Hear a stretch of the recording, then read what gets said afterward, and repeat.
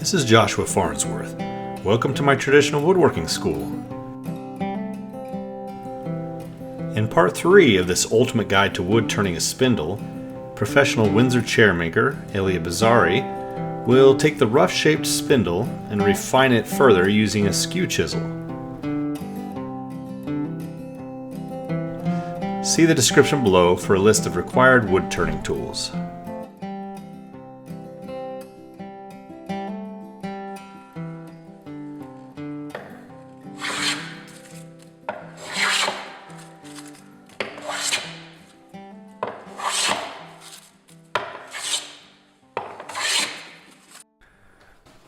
The next thing I want to do is mark with the tip of the skew the points where these two rings are going to be so I don't lose them when I clean it up. I don't like to create these V's yet because it makes it hard for the skew when you actually clean the thing up, but I want to mark them with the tip of the skew so that I don't lose those points. So this cut is really easy to do. I'm just going to stick the skew like that so that only the point's engaging. I want to make sure that this side of the skew is plumb, and I'm just going to jab it in there, not very hard, until it leaves a score mark. You definitely don't want to twist it as it's going in or anything, or you might catch. I'll just say that I would usually do this with a 1/2 inch skew, but I thought I'd show this with an inch skew, seeing as that's what I'd probably recommend you using, and also it's safer and it's probably easier for y'all to see. I will also say that there's a big nick right at the end here, so you don't need to duplicate that in your own skew. So let's just go ahead and make those score marks, and then we'll go on to the next step here.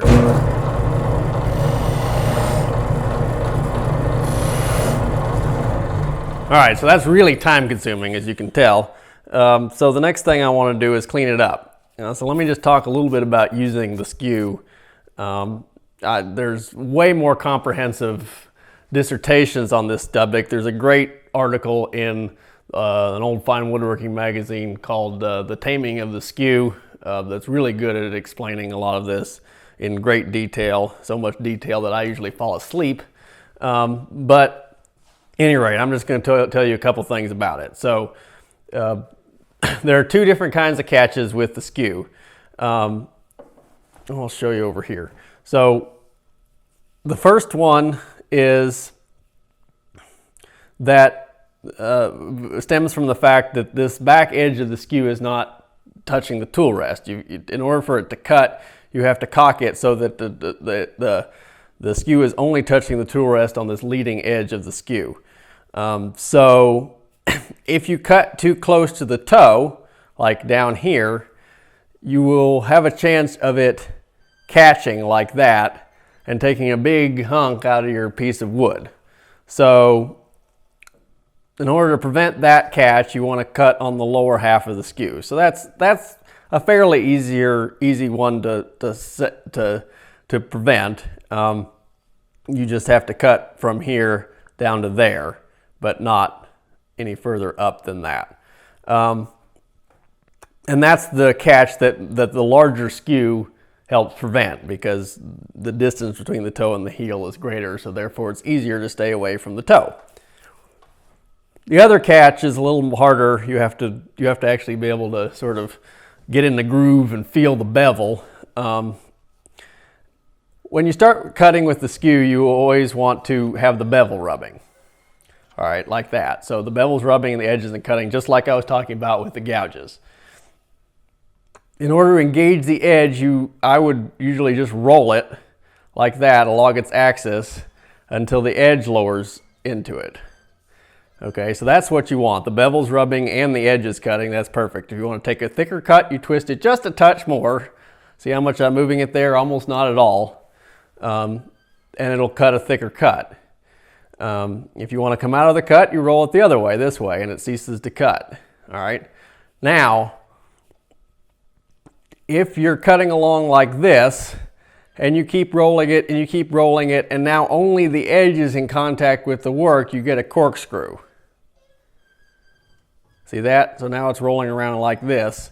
And that'll make a big corkscrew along your turning and cause a problem. So you really want to keep your bevel riding at all times with this thing. So those are the two catches. Hey, I hope you're enjoying watching our video so far, and I just want to take a few seconds to let you know about our traditional woodworking store, which you can visit while taking a class or by visiting our website at woodandshop.com/store. You'll find our amazing products to help you grow in traditional hand tool woodworking, including in-person and video woodworking classes, woodworking hand tools and workbenches, woodworking plans, traditional wood finishes, shirts and hats, and cool hand tool woodworking gifts for you or your loved ones. Okay, back to the show. When I start on a peak like this, I start with the heel because there's nothing for the bevel to rub against behind the edge where I want to start cutting. So I've got to start with the heel there, and then as I go down here where there is something for the bevel to rub on, I can start cutting up the edge a little bit, like right there. So you'll see me starting the cut on the heel like this, and then as I'm going down, cutting more in the middle of the blade there, but still closer to the heel than the toe, so I don't get that catch. There you go. That's the muddled version of how to avoid all the catches known to the skew. Let me turn it on and hopefully avoid them.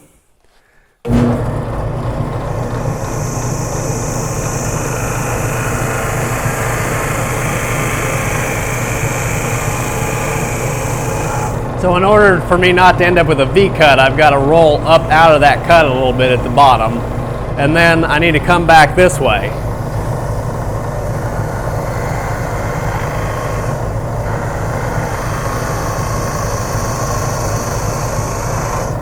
All right, now cut here, starting on that heel, and now I'm going to roll into that edge. See, now I'm in that edge.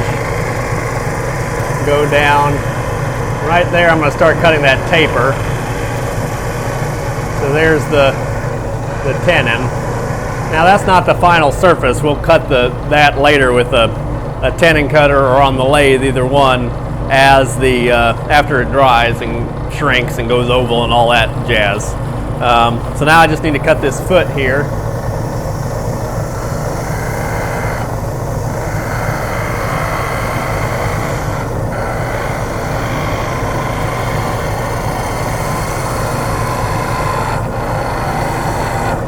One thing I should say about the skew is that in order to have much control with it, it has to be razor sharp, because the skew, really for any edge tool to cut a very thin shaving, it has to be razor sharp. It'll take a thick shaving easily, but it won't take a dull edge tool, won't take a thin shaving.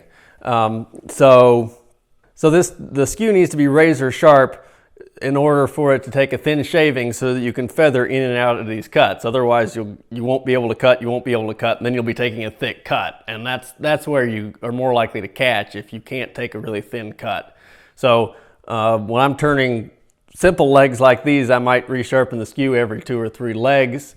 And for baluster turnings, I might sharpen it every leg I turn.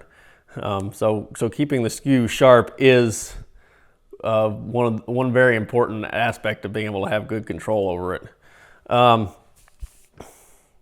So to finish this up, I just want to create those V cuts. And they're done with the tip of the skew. It's sort of the same cut as we did initially to make that groove or just little crease there, but I want to swing this around this way.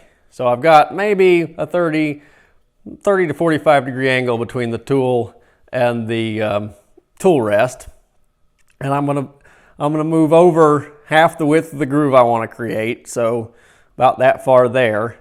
I'm not going to start in that crease I created. I'm going to start over half the width I want of the groove, the potential groove, and then I'm just going to make a plunge cut. I'm just going to push it in. Now, if it doesn't want to cut, if it just wants to run, if it doesn't want to cut cleanly, you may need to rotate this a little bit that way. You can't rotate it so much. Let me show you this on this part.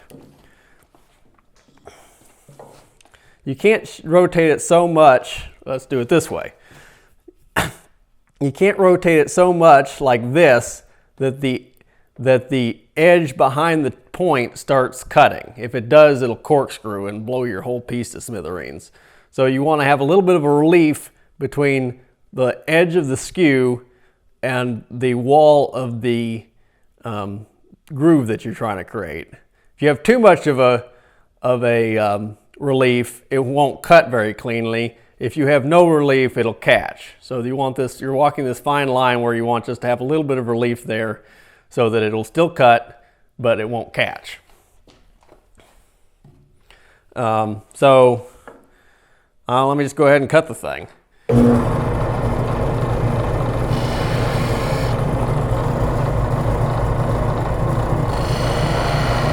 You don't want to wiggle at all like that or like this or anything. You just want to push it straight in as you're going down. Let me clean this up a little bit. It's not quite symmetrical. And then do the same thing over here. Try and make them roughly the same size, but I just eyeball it. And then the same cut I use to clean up the end here, this end grain. It's the same cut, I just have to swing this to maybe, I don't know, 10 degrees there, and then just cut that end grain clean where that parting tool didn't leave a very smooth surface. And then I like to just bevel the end off. It's a little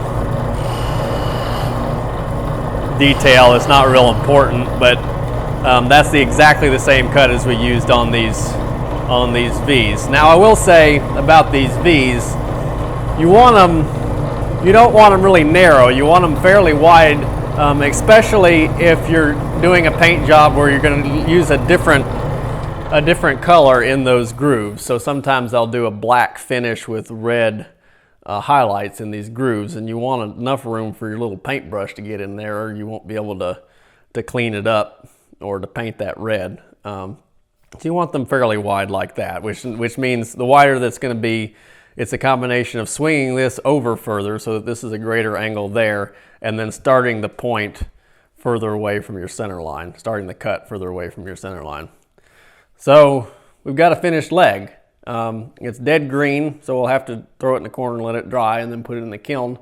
But it's a finished leg. I don't usually sand these. I've got a little bit of marks there that I might end up sanding, but I really would want to wait to sand it till after it's dry. But usually I can just cut it and throw it in the chair and be done with it. I wouldn't worry about sand. I especially wouldn't sand it if I was going to spoke shave these, because the grit from the sandpaper will dull your spoke shave. So I would only sand them if I was not gonna spoke shave them and leave a spoke shave finish on it.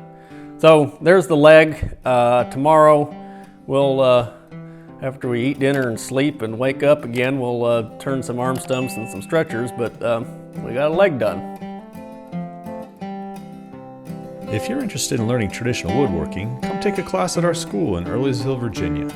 You can also visit our website at woodandshop.com, where you'll find a bunch of free woodworking lessons, workshop tours, and our very popular tool buying guides. And make sure you subscribe to our free newsletter to get our latest articles and videos. Enjoy!